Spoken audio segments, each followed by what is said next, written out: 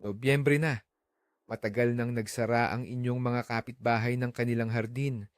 Nailigpit na nila ang huling gamit at ngayon ay tahimik na lang silang nagkakape sa loob ng bahay. Pero heto ka, nakatayo, may hawak na pakete ng binhi at nakatingin sa lupa na nagsisimula ng tumigas sa lamig. Para bang nakakabaliw, di ba? Lahat ng tao sa paligid mo nagsasabing huli na ang lahat, na ang mga binhi ay mabubulok lang o kaya'y kukunin ng mga ibon. Pero paano kung sabihin ko sa inyo na sa Nobyembre mismo, mayroon kayong kakaibang pagkakataon para maglatag ng pundasyon para sa isang pambihirang ani sa susunod na taon? Paano kung hindi ito pagkahuli, kundi isang lihim na diskarte sa paghahardin na ginagamit ng mga pinaka-ekspertong magsasaka? Sa videong ito, aalamin natin ang pagtatanim ba ng green manure sa Nobyembre ay isang pagkakamali o isang henyong galaw? Pangako ko, bago matapos ang video, magbabago ang tingin mo sa bakanting hardin mo at posibleng bukas din, pupunta ka na para magtanim. Manatili kayo dahil sisimulan na natin ang pagbubunyag ng mga sikreto ng pagtatanim bago ang taglamig. Bago tayo sumabak sa lamig ng Nobyembre, balikan muna natin, ano ba talaga ang mga siderates?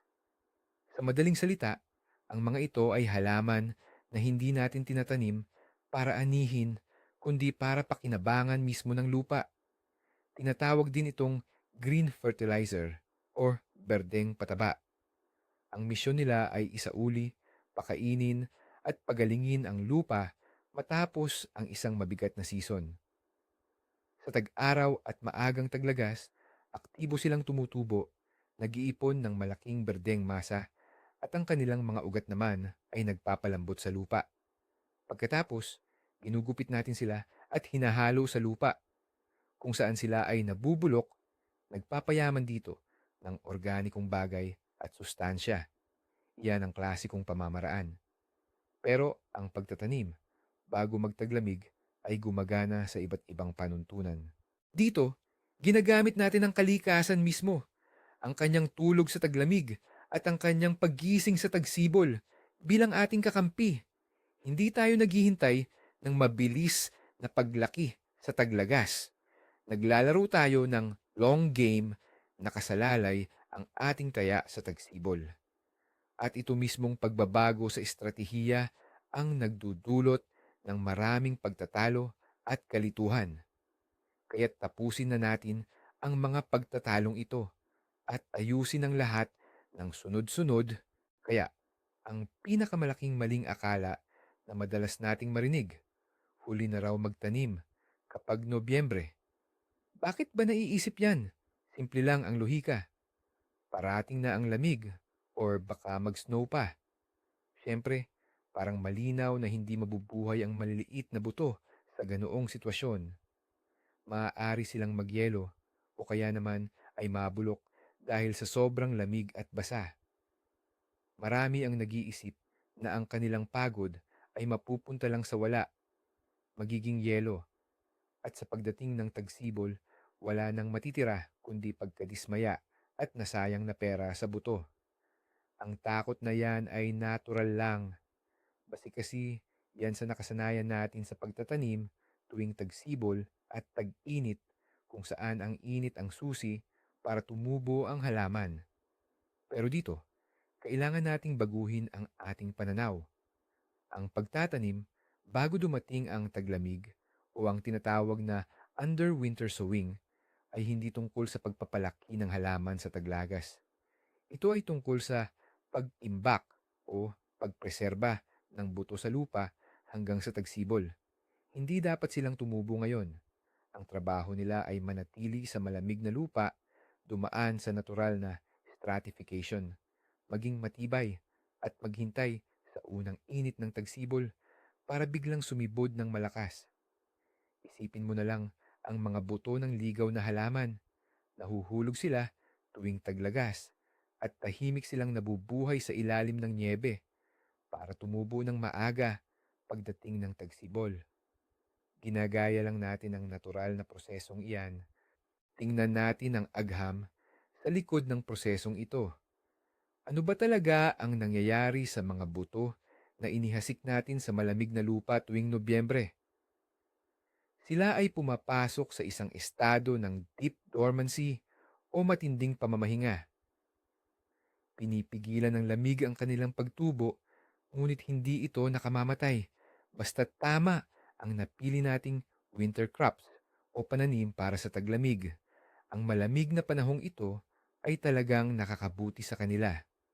Tinatawag itong stratification. Isa itong proseso na ginagaya ang natural na kondisyon ng taglamig at tumutulong sa mga buto na gumising ng masigla at sabay-sabay pagdating ng tagsibol. Pagdating ng tagsibol, sa oras na uminit na ang sikat ng araw at nalulusaw na ang yelo, nakukuha ng mga butong ito ang perpektong kondisyon para sumibol. Ang lupa ay nababad sa halumigmig, moisture, na madalas kulang kapag naghahasik tayo sa tagsibol. Natuyo na ang lupa.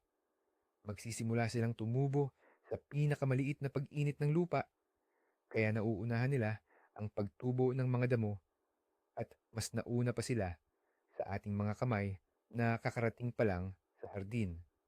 Kaya, hindi nabubulok ang mga buto. Sa halip, sumasailalim sila sa isang uri ng paghahanda sa taglamig at pagkatapos nito, handa na silang sumibol ng mabilis. Ang pinakamahalaga, piliin natin ang mga pananim na genetically programmed o nakalaan para sa ganitong senaryo. Halimbawa, ang winter rye or vetch. Unahin natin ang pinakamalaking benepisyo ng pagtatanim sa huling bahagi ng taon o ang tinatawag na podzimny posev. Ito ang napakalaking pagtitipid sa oras pagdating ng tagsibol. Balikan natin ang spring rush o ang sobrang pagkaabala tuwing tagsibol. Kailangan mong mag-ayos ng greenhouse, magpalaki ng punla, magbungkal ng mga taniman, at maglagay ng pataba. Hindi matapos-tapos ang listahan ng gagawin, tapos pabago-bago pa ang panahon. Biglang umuulan, biglang napakainit. Dahil sa sobrang daming ginagawa, napakahirap ng isingit pa ang pagtatanim ng cover crops or seed rates. Kaya ang resulta, madalas nating ipinagpapaliban ang mahalagang prosesong ito o tuluyan na tayong hindi na lang nagtatanim. Pero subukan mong isipin ang ganitong sitwasyon. Pagdating mo sa hardin mo sa tagsibol, may makapal at luntiang kutsyon na ng cover crops ang iyong mga taniman. Gumagana na sila, nagpapaluwag na sila ng lupa, pinipigilan na ang mga unang damo at nag-iipon na ng green mass. Hindi mo na kailangan pang magmadali para magtanim. Naayos na ang lahat noong Nobyembre, kalmado, kung saan wala nang masyadong ibang deadline sa paghahalaman. Para ka lang naglagay ng magandang puhunan noong taglagas. Para pagdating ng tagsibol, may handa ka ng pakinabang. Nagiging malaya ka sa napakahalagang mga linggo ng tagsibol na magagamit mo sa mas importanteng trabaho dahil alam mo na ang pundasyon para sa malusog na lupa ay naitatag na at mabilis na lumalaki kahit wala ka. Ang pangalawang pangunahing bentahe ay ang tamang-tamang paggamit ng moisture o halumigmig. Ang tubig na galing sa tunaw na niyebe tuwing tagsibol ay tunay na kayamanan para sa mga halaman. Ito ay malinis, structured, at punong-puno ng oxygen. Ngunit mabilis itong nawawala mula sa ibabaw ng lupa, lalo na kung mahangin at maaraw ang tagsibol. Kapag nagpupunla tayo ng siderates or cover crops sa tagsibol, madalas tayong kailangan magdagdag ng patubig para lang masiguro ang pagsibol. Ngayon, tingnan natin ang pagpupunla bago dumating ang taglamig, undersowing. Ang mga binhi ay nananatiling nakalagay sa lupa sa buong taglamig. Ang niyebe na bumabalot sa ibabaw nito ay hindi lang basta puting takip. Ito ang perpektong kumot at magiging pinagmumula ng tubig. Pagdating ng tagsibol, dahan-dahan itong matutunaw at unti-unting babasain ang lupa. Kaya naman, ang ating mga binhi ay nasa pinakakanais-nais na kondisyon. Sila ay aalsa at sisibol gamit ang tubig niyebe na ito na siyang pinakakapaki-pakinabang para sa kanila. Hindi sila mapapahamak sa tagtuyot sa unang mga araw ng kanilang buhay na siyang pinakaimportante. Nakakakuha sila ng 100% supply ng tubig mula mismo sa kalikasan na ginagarantiya ang sabay-sabay at malalakas na pagsibol. Sa esensya, ginagamit natin ang ulan at niyebe tuwing taglamig bilang isang sistema ng automatikong drip irrigation na umiikot sa pinakatamang oras. Ang pangatlo nating benepisyo na siguradong maa-appreciate ng lahat ay ang epektibong pagkontrol sa mga damo.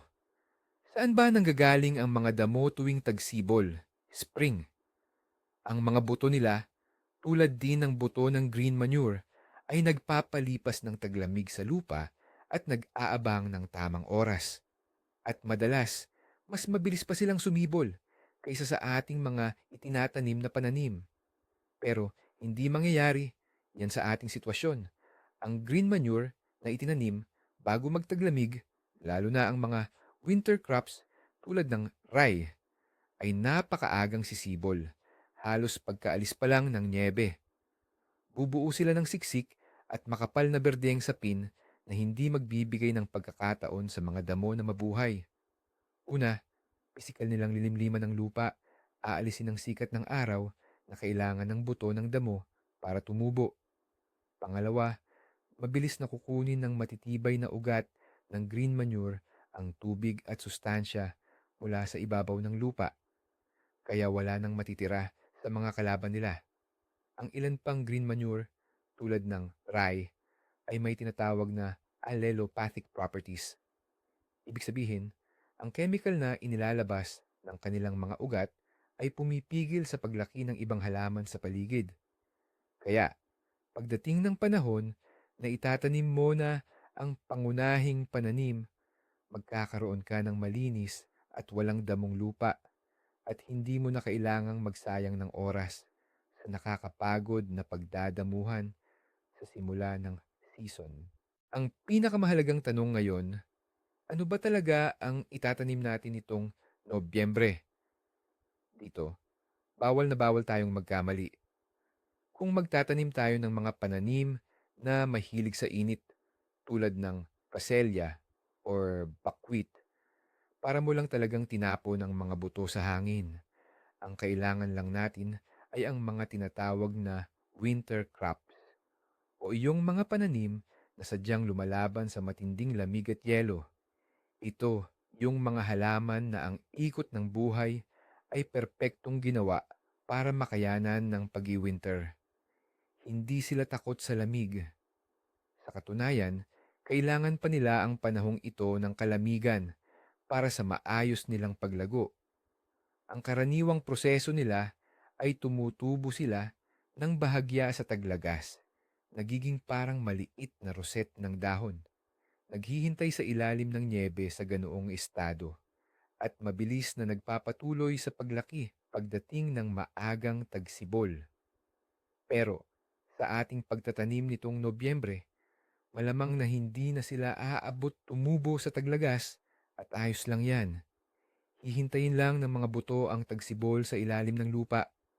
Ang sigurado at tamang pagpipilian para sa Nobyembre ay ang winter rye o trigo pang taglamig, winter vetch o vicha, at sa ilang sitwasyon, pwede rin ang winter rapeseed at turnip rape. Pwede ring gamitin ang white mustard, puting mustasa, pero may mga kondisyon yan na pag-uusapan natin sa susunod. Tandaan ang pangunahing patakaran. Dapat nakasaad sa pakete ng buto ang salitang winter or pangtaglamig. Yan ang iyong susi para maging matagumpay ang iyong pagtatanim bago sumapit ang matinding taglamig.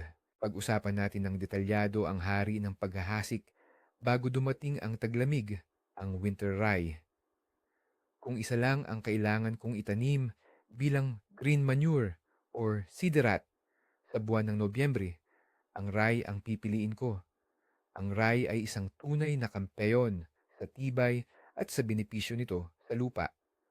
Wala itong takot sa matinding lamig. Kayang-kaya nito ang temperaturang bumababa hanggang -25 -25 degrees kahit pa walang nyebe. Ang pinakamalaking superpower nito ay ang napakalakas na sistema ng ugat. Umaabot ang ugat ng rye ng 1.5 hanggang 2 metro, 1.5 to 2 meters ang lalim. Para itong milyon-milyong maliliit na araro na nagpapaluwag sa lupa, lalo na sa mga siksik at matigas ng bahagi. Kinukuha ng mga ugat na ito ang sustansya mula sa ilalim ng lupa at inaakyat ang mga ito, kaya nagiging madaling makuha ng mga susunod na itatanim. Pagdating ng tagsibol, napakabilis tumubo ng ray at bumubuo ito ng napakaraming berdeng masa o dahon. Bukod pa riyan, may malakas itong kakayahan na maglinis ng lupa. Ang mga sekresyon na inilalabas ng ugat nito ay sumusugpo sa pagdami ng masasamang fungi at mga nematode, pesting bulate, sa lupa. Sa literal na salita, ginagamot nito ang lupa. Kapag nagtanim ka ng rye sa Nobyembre, sa tagsibol, makakatanggap ka ng lupang maluwag, maganda ang istruktura, malinis, malusog, at halos walang damo. Ito ang perpektong pananim bago magtanim ng karamihan sa mga gulay, lalo na para sa patatas, kamatis, at pipino. Kung ang rye ang tinaguriang hari, ang winter vetch naman ang reyna pagdating sa mga tanim na pang-winter. At sa totoo lang, magaling talaga silang mag-partner. Ang vetch ay kabilang sa pamilya ng legumes o mga sitaw, at ang pinakamalaking kontribusyon nito ay ang kakayahang kunin ang nitrogen mula sa hangin. Sa ugat nito, may mga espesyal na nodule bacteria na nabubuhay. Ang mga bakterya na ito ay may kakayahang gawin ang hindi kayang gawin ng ibang halaman. Kumukuha sila ng nitrogen direkta mula sa hangin at ginagawa itong forma na madaling makuha ng halaman. Sa madaling salita, ang vetch ay isang libreng pabrika na gumagawa ng nitrogen, ang pinakamahalagang elemento para sa paglaki ng mga pananim. Kapag nagtanim ka ng vetch, likas mong pinapayaman ang lupa gamit ang napakabigat na halaga nitong pataba. Ang vetch mismo ay may manipis at madaling bumagsak na tangkay, kaya kailangan niya ng suporta. Dito napapasok at tutulong ang rye. Ang matitibay na tangkay ng rye ang nagsisilbing haligi at suporta sa vetch para hindi ito tumumba o dumapa sa lupa. Ang resulta ay isang perpektong tambalan. Ang rye ay nagpapalambot sa lupa at nagbibigay ng istruktura, habang ang vetch naman ay nagpapayaman dito ng nitrogen. Ang pinaghalong rye at vetch ay isang klasikong resipe na subok na ng panahon para sa maximum na pagbawi ng fertility ng lupa. Pagsapit ng tagsibol, mayroon ka ng balanse at berdeng material na mayaman sa organic matter at nitrogen. Kumusta naman ang puting mustasa, white mustard? Napaka-popular nitong green manure, pampataba sa lupa, at marami ang gustong magtanim nito kahit Nobyembre na. Posible ba yan? Ang sagot, oo at hindi. Pag-usapan natin, hindi maituturing na pangkaraniwang pananim na kayang tumagal sa matinding lamig ang mustasa. Hindi ito makakasurvive sa buong taglamig kung tuluyan na siyang sumibol. Tiyak na mamamatay ito sa matitinding yelo. Pero dito mismo, maaaring maging kapaki-pakinabang ang pagtatanim nito bago dumating ang tindi ng lamig. Kung itatanim mo ang mustasa bago pa man dumating ang matinding yelo, maaari pa siyang sumibol at magkaroon ng maliliit na usbong. Mamamatay ang mga ito pagdating ng taglamig, pero mananatili sa lupa ang mga ugat at nagyayelong berdeng bahagi ng halaman. Magsisilbi itong mulch or panakip sa lupa na poprotekta laban sa erosyon.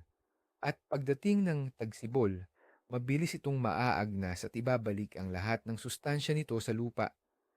Kung itatanim mo naman ito sa lupa na nagyelo na o matigas na, mananatili lang ang buto hanggang tagsibol at sisibol ito ng napakaaga. Ang mga bentahe ng mustasa ay ang mabilis na paglaki nito at ang kakayahan nitong sumugpo sa sakit. Halimbawa, nagtataboy ito ng wireworm at sumusugpo sa Phytophthora. Ngunit ito ang pinakamalaking babala at pinakamahalagang batas sa pagtatanim. Ang mustasa ay kabilang sa pamilyang Cruciferae or Brassica. Kaya naman, hindi ito dapat itanim bago o pagkatapos ng mga gulay tulad ng repolyo, cabbage, labanos, radish, o singkamas, turnip. Ito ay dahil pare-pareho ang kanilang mga sakit at peste. Kritikal na tandaan ito. Ngayon, pag-usapan na natin ang mismong teknolohiya. Paano ba talaga magtanim sa buwan ng Nobyembre?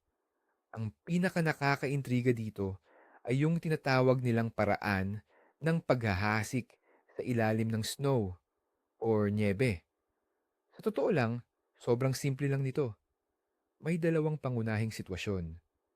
Una, hindi pa nagyayelo ang lupa, pero malapit na talagang magkaroon ng matinding lamig.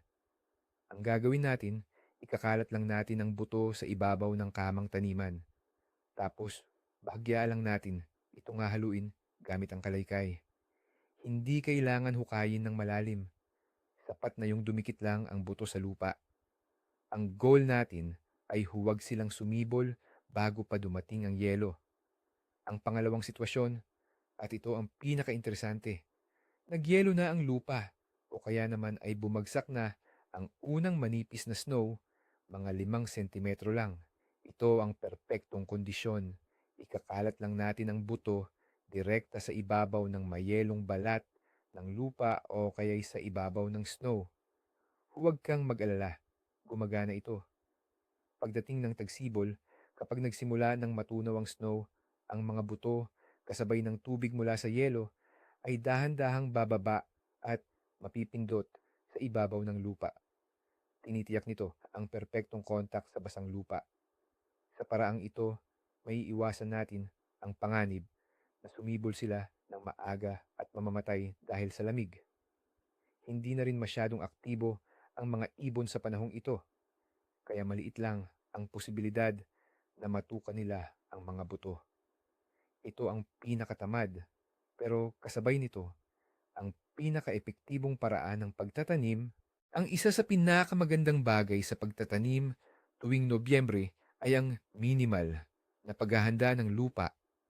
Kalimutan na natin ang malalim na paghuhukay at pagpapahanging nito.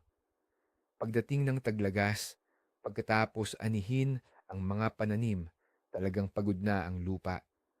Ang sobrang panghihimasok ay makasisira lang sa istruktura nito. Ang kailangan lang nating gawin ay alisin ang malalaking labi ng halaman. Pero okay lang kung iwanan ang maliliit at bahagyang patagin ang ibabaw gamit ang kalaykay. Kung talagang siksik ang lupa, maaari tayong gumamit ng cultivator para hiwain ang itaas na bahagi mga 5 hanggang 7 sentimetro. Pero tandaan, bawal ang paghuhukay gamit ang pala at pagbabaligtad ng lupa. Ang mga siderata, lalo na ang rye, ay kayang-kaya ng magpabawas sa siksik ng lupa. Mas gagawin ng kanilang mga ugat ang trabahong ito ng mas mahusay at mas pinoong paraan kaysa sa anumang pala. Gumagawa lang tayo ng maliit na higaan para sa mga buto, para hindi lang sila nakalatag sa matitigas na tipak ng lupa. Kitang-kita rito ang pagtitipid sa lakas at oras. Nagtitiwala tayo sa kalikasan at sa mga susunod na pananim na sila na ang gumawa ng pangunahing trabaho para sa atin. Yan ang pinakatamang paraan sa organikong pagsasaka. Gaano karaming buto ba ang dapat nating ikalat? Sa pagtatanim, bago dumating ang malamig na panahon, may simpleng panuntunan. Mas mabuti ng sobra kaysa kulang. Huwag kang magtipid. Bakit ganoon? Kailangan nating isipin na hindi magiging perpekto ang kondisyon para sa mga buto. May mga buto na hindi makakaligtas sa lamig dahil sa iba't ibang dahilan, habang ang iba naman ay tatangay ng hangin o aanurin ng tunaw na tubig. Kaya naman, sadyang dinodoble natin o dinadagdagan ng 1.5 beses ang dami ng binhi na ikakalat kumpara sa pagtatanim tuwing tagsibol. Ang layunin natin ay makakuha ng napakasiksik at makapal na taniman pagdating ng tagsibol. Ang kasiksikan ng sibol ang sisigurong epektibong masusugpo ang mga damo at makakaipon tayo ng maraming luntiang materyales. Huwag kang mag-alala na maging masyadong siksikan ang mga halaman. Iyan mismo ang punto. Sa unang yugto, makikipagkumpetensya sila sa mga damo, hindi sa isa't isa. Narito ang tinatayang dami. Para sa winter rye, mga 2 hanggang 2.5 kilo kada 100 metro kwadrado. Para sa pinaghalong rye at vetch, gumamit ng 1.5 kilo ng aray at 1 kilo ng vetch kada 100 metro kwadrado. Ikalat ang buto ng pantay para bang nag-aasin ka ng lupa. Ang siksik na pagtatanim ang susi sa tagumpay dito. Napag-usapan na natin kung ano ang pwedeng itanim. Ngayon naman, linawin natin kung ano talaga ang hindi dapat itanim sa buwan ng Nobyembre. Makakatulong ito para maiwasan ang pagkadismaya at ang pag-aksaya ng pera. Una sa lahat, kalimutan na ang mga paboritong pangtag-init na pananim. Ang fasilya, buckwheat, lupine, peas, at oats. Lahat ng ito ay mahilig sa init.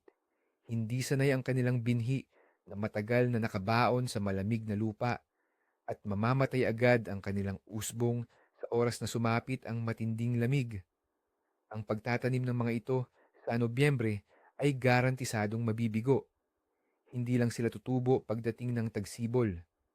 Mahalagang maintindihan ang pagkakaiba ng pananim na pangtagsibol, yarovye, at pangtaglamig o zimye. Ang pangtagsibol ay inihahasik sa tagsibol at aani sa parehong taon. Samantalang ang pangtaglamig ay inihahasik sa taglagas. Nagsisimula itong mamahinga, magwinter, at aani sa susunod na taon. Para sa paghahanda ng lupa sa Nobyembre, angkop lamang ang mga pananim na pangtaglamig. Laging basahin ng mabuti ang pakete. Kung hindi nakasaad doon na ang binhi ay pangtaglamig, huwag nang ipagsapalaran. Mas mainam na itabi na lang muna ang mga binhing iyan hanggang tagsibol. Ang simpleng patakaran na ito ay makakatipid sa inyo ng oras, pagod, at pera. Balikan nating muli ang pinakamahalagang patakaran na madalas nakakaligtaan ng mga baguhan. Ito ang crop rotation o ang pagpapalit-palit ng tanim. Kasama rin dito ang paggamit ng mga siderates o halamang pataba sa cover crop. Simple lang ang pangunahing prinsipyo. Huwag na huwag magtatanim ng siderate na kabilang sa iisang pamilya ng pangunahing tanim na balak mong itanim sa lugar na iyon sa susunod na taon. Ang pinakamalinaw na halimbawa nito ay ang Cruciferous family o ang pamilya ng repolyo. Kabilang dito ang mga siderates tulad ng mustasa, mustard, rapeseed, surepitsa at oil radish, labanos na panglangis. Kasama rin sa pamilyang ito ang ating mga pangunahing gulay, lahat ng uri ng repolyo, cabbage, labanos, radish, singkamas, turnip, daikon, at arugula. Mayroon silang pare-parehong sakit tulad ng clubroot at parehong mga peste tulad ng cruciferous flea beetle. Kung magtanim ka ng mamustasa, tapos sa mismong lugar na yon ay magtatanim ka ng repolyo, hindi mo pinapaganda ang lupa. Sa halip, gumagawa ka ng perpektong lugar para mag-ipon at dumami ang mga pathogen, mga mikrobyong nagdudulot ng sakit at peste. Panganib na mawala ang buong animo ng repolyo. Kaya tandaan ito bilang isang batas. Pagkatapos ng cruciferous siderates, huwag na huwag magtatanim ng cruciferous na gulay sa loob ng hindi bababa sa 2 hanggang 3 taon. Ang mga cereal or halamang butil tulad ng rye at mga legume or halamang buto tulad ng vetch ay mas universal at mas ligtas gamitin pagdating sa crop rotation. Pag-usapan natin ng mas malalim kung paano binabago ng mga siderat o halamang pampabuti ang mismong pisika ng lupa. Hindi lang ito simpleng pataba. Sila ang tunay na inhinyero na nag-aayos ng istruktura ng lupa. Isipin mo ang mabigat na lupang putik. Pagkatapos umulan, nagiging malapot at malagkit ito. Pero pagdating ng tagtuyot, nagiging matigas ito. Parang sementong may malalaking lamat. Napakahirap magtrabaho sa ganyang uri ng lupa. Ngayon, isipin mo naman kung paano tumagos ang libu-libong ugat ng winter rye o ng iba pang cover crop sa loob niyan. Para silang mga drill na bumabaon sa matitigas na bahagi, gumagawa ng maliliit na butas at kanal. Kapag inani natin ang mga ibabaw na bahagi ng halaman, mananatili ang mga ugat sa lupa at unti-unting mabubulok. Sa lugar nila, magkakaroon ng mga espasyo na mapupuno ng hangin at humus. Ang lupa ay magiging malambot, mahangin at maganda ang pagkakabuo. Dahil dito, malayang makakapasok ang tubig at hangin na siyang magpapakain sa mga ugat ng susunod mong itatanim. Kung ang problema mo naman ay ang magaan at buhangin ng lupa, iyong hindi nakakahawak ng tubig at sustansya, makakatulong din ang mga siderat. Ang mga nabubulok nilang organic matter ay parang pandikit na nagkokonekta sa butil-butil ng buhangin. Kaya ang lupa ay nagiging mas moist o mas matagal humawak ng tubig at nagiging mas mabunga. Anuman ang uri ng iyong lupa, ang paggamit ng insiderat ang pinakamahusay na paraan para mapaganda ang istruktura ng iyong lupain. Ang mga siderates ay hindi lang pagkain para sa susunod na tanim, kundi isa rin itong masarap na handa para sa mga nilalang na naninirahan sa lupa. Kapag pinag-uusapan natin ang pagkamataba ng lupa, madalas kemikal lang ang nasa isip natin. Pero ang malusog na lupa ay isang buhay na organismo na pinamumugaran ng bilyon-bilyong bakterya, fungi, mikroorganismo, at syempre, ng mga bulate. Sila talaga ang nagbibigay buhay sa lupa. At ang buong hukbo ng mga masisipag na manggagawa na ito ay nangangailangan ng pagkain. Ang pinakamainam na pagkain para sa kanila ay ang mga organikong bagay. Sa tagsibol, kapag pinutol mo ang mga siderates at iniwan mo ang berdeng masa sa kamang taniman o kaya'y bahagya mong inilibing sa lupa, magsisimula ang isang tunay na pista. Agad na didiretso ang mga bulate at mikroorganismo sa pinagmumulan ng pagkaing ito. Reregaluhin nila ang mga halaman at gagawin itong pinakamahalagang biohumus, ang pinakamahusay na pataba sa buong mundo. Ang aktibidad ng soil biota ay biglang tataas. Ibig sabihin, bibilis ang lahat ng proseso sa lupa, mas magiging madaling makuha ng mga halaman ang nutrients at gaganda ang kalusugan ng lupa. Kapag nagtanim ka ng siderates sa Nobyembre, binibigyan mo ng trabaho at pagkain ang mga katulong mo sa ilalim ng lupa para sa buong tagsibol. At bilang ganti, gagawin nilang mataba at buhay ang iyong lupa. Isa sa pinakamahalagang bahagi ng paggamit ng halamang pataba, green manure, na itinanim bago sumapit ang taglamig ay ang pagtukoy ng eksaktong oras kung kailan sila dapat gapasin pagdating ng tagsibol. Dito, ang pinakaimportante ay huwag na huwag nating palampasin ang timing. Kailangan nating putulin ang mga halamang ito bago pa man sila mamulaklak at lalo na bago sila makapagbuo ng buto. Bakit ganoon kahalaga ito? Habang bata pa ang halaman, ang lahat ng sustansya, kasama na ang mahalagang sige nitrogen, ay nakaimbak sa malalambot na tangkay at dahon nito. Sa panahong ito, malambot pa ang tangkay at madali itong maagnas o mabulok sa lupa. Kapag nagsimula na itong bumuo ng buko at mamulaklak, inililipat na ng halaman ang lahat ng kaniyang resources para sa paggawa ng mga buto. Tutigas ang mga tangkay, dadami ang fiber o kletsa, at bababa naman ang dami ng sustansya. Kung mapalampas natin ang tamang sandali, una, mas kaunting benepisyo ang makukuha ng ating lupa. Pangalawa, aabutin ng matagal bago mabulok ang matitigas na bahagi ng halaman. At pangatlo, kung makakabuo ng buto ang ating mga halamang pataba, sa halip na tumulong, magiging masasamang damo na sila at magiging problema pa natin. Kaya naman, bantayan nating mabuti ang mga halaman pagdating ng tagsibol. Sa sandaling umabot na sila sa taas na 20 hanggang 30 sentimetro, yung 20 to 30 cm, at may makikita na kayong bakas ng pagbuo ng buko. Yun na ang hudyat na kailangan nating kumilos. Ayan na, tagsibol na. Lumaki na ang ating mga panakip-tanim, siderates, at naputol na natin sa tamang panahon. Ngayon, ano ang gagawin natin sa sandamakmak na berdeng material na ito? Sa puntong ito, dalawa ang pangunahing diskarte ng mga hardinero at pareho itong may kani-kaniyang bentahe. Ang una, ang klasiko o tradisyonal na diskarte ay ang pagbaon nito sa lupa.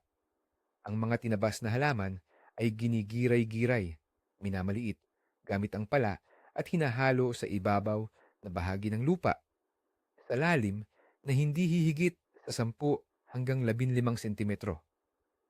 Bawal itong ibaon ng napakalalim dahil kailangan ng oxygen para mabulok ng maayos ang organikong bagay. Kapag nasa lupa, mabilis itong magko-compost at magpapayaman sa lupa ng sustansya. Ang pangalawa, ang mas moderno at mas pinapangalagaan ng lupa na popular sa natural na paghahardin ay ang huwag magbungkal. Ang berdeng material ay iniiwan lang sa ibabaw ng kamang taniman bilang mulch o panakip. Maaari mo ring putulin ang ugat ng panakip-tanim gamit ang isang patag na pamutol sa lalim na 5 hanggang 7 sentimetro nang hindi binabaliktad ang lupa. Sa ganitong paraan, ang ugat ay nananatili sa ilalim para mag-compost na nagpapaganda sa istruktura ng lupa. Samantala, ang itaas na bahagi ay nagsisilbing proteksyon laban sa pagkatuyo, pumipigil sa mga damo, at dahan-dahang naglalabas ng sustansya sa tuwing didiligan o uulan. Ang pagpili ay nakadepende sa iyong kagustuhan at sa kondisyon ng iyong lupa. Para sa mabibigat at malagkit na luwad, makakatulong ang kaunting pagbubungkal sa simula. Ngunit kung maluwag na ang lupa, mas mainam na huwag na itong galawin. Nabanggit na natin ang pambihirang pinagsamang rye at vetch. Pero, pwede pa ba tayong gumawa ng iba pang kombinasyon? Aba, syempre, ang paggawa ng mga cover crop mix o pinaghalong pananim na pampataba ay matatawag na advanced na antas ng paghahardin. Dahil dito, nakakaresolba tayo ng maraming isyu sa lupa ng sabay-sabay. Ang pangunahing prinsipyo, paghaluin ang mga halaman mula sa iba't ibang pamilya para makuha ang maximum synergistic effect. Ang klasikong halimbawa ay ang cereals, parang damo, at legumes, mga binutil. Ang mga cereals, gaya ng rye at winter rape, ay nagpapabunga ng maraming organic mass at lumilikha ng malalakas na ugat na nag-aayos sa istruktura ng lupa. Samantala, ang mga legumes tulad ng winter vetch ay nagdadagdag naman ng nitrogen sa lupa. Kapag pinagsama natin sila, nakakakuha tayo ng kumpletong pataba at pinabuting kondisyon ng lupa. Pwede pa tayong gumawa ng mas komplikadong mga mix. Dagdagan pa, halimbawa, ng mga cruciferous kung payag ang crop rotation schedule natin. Gayunpaman, pagdating sa pagtatanim sa Nobyembre para sa winter sowing, Ang pinakanapatunayan ng panahon ay ang pares ng winter rye at winter vetch. Ito ang pinakamaaasahan, pinakamatibay sa lamig, frost resistant, at pinakaepektibo. Sa mga nagsisimulang magtanim, irerekomenda ko na rito muna kayo magsimula. Siguradong hindi kayo magkakamali at guaranteed na magiging maganda ang ani ninyo sa tagsibol. Bilang pagtatapos, tingnan natin ang paghahasik ng green manure o halamang pataba bago sumapit ang taglamig. Hindi bilang isang beses lang na gawain, kundi bilang bahagi ng isang pangmatagalang estratehiya. Tandaan, ang malusog at masaganang lupa ay hindi nabubuo sa loob lamang ng isang panahon ng pagtatanim. Ito ay resulta ng tuloy-tuloy at sistematikong pangangalaga. Sa pagsasama ng ganitong paghahasik sa taunang ikot ng iyong paghahardin, sinisimulan mo ang proseso ng walang sawang pagpapabuti ng lupa. Kada taon, ang iyong lupa ay magiging mas buhaghag, mas matibay ang istruktura, mas mayaman sa humus, at punong-puno ng mga kapaki-pakinabang na mikroorganismo. Mas mababawasan ang pangangailangan mo sa binibiling pataba dahil ang iyong mga luntiang katulong mismo ang gumagawa nito, direkta sa iyong taniman. Hindi lang dadami ang ani mo, kundi lalakas pa ang resistensya ng iyong mga pananim laban sa sakit. Titigil ka na sa pakikipaglaban sa kalikasan sa pamamagitan ng patuloy na paghuhukay at pagpapataba. Sa halip, makikipagtulungan ka na sa kanya gamit ang sarili niyang mekanismo. Ang pagtatanim ng green manure sa Nobyembre ay hindi lamang isang simpleng teknik sa agrikultura. Ito ay isang pamumuhunan sa kinabukasan ng iyong hardin, sa kalusugan at mahabang buhay nito. Ito ang pilosopiya ng matalino at mapagmalasakit na pagsasaka na nagdudulot ng literal na bunga. Ayan, tapusin na natin ang paglalagom sa ating investigation.